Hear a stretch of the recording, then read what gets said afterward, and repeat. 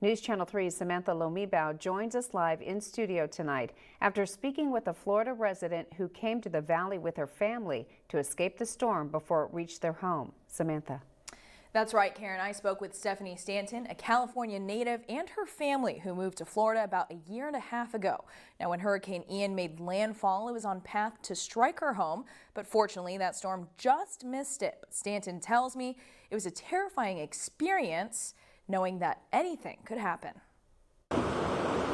There is a chance that we could lose everything. Stephanie Stanton recalls the moment when her and her family had to pack up and prep their home for Hurricane Ian.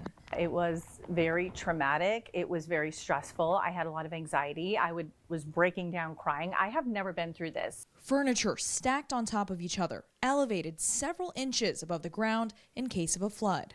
So we were scrambling. We were putting furniture on blocks. Raised all the furniture, put everything on bricks, put furniture on top of furniture.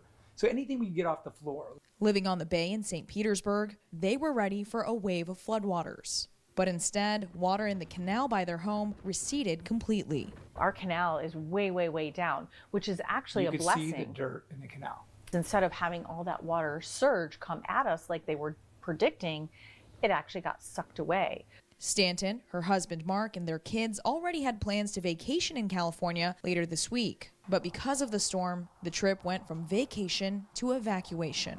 At the end of the day, you have to come to this point of surrender where you're like, okay, it's just stuff. I have my life, I have my family, and that's it. Since moving to Florida just 18 months ago, this is the first hurricane their family has experienced firsthand. I don't think anybody could even imagine a wall of water that is 18 feet, is what top, 3 times taller than me.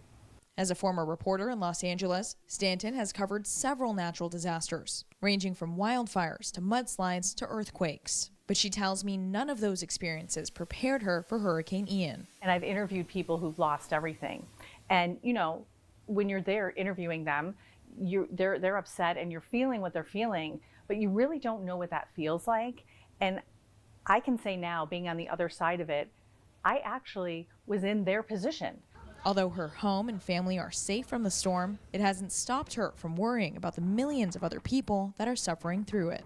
All those people down there, they're facing that devastation that you could have had. So it's like it's an awful place to be. It's really a no-win. Stanton tells me they are fortunate enough to be here to wait out that storm, but they won't know how bad that damage is until they go back home. Live in studio, Samantha Lomibao, News Channel 3.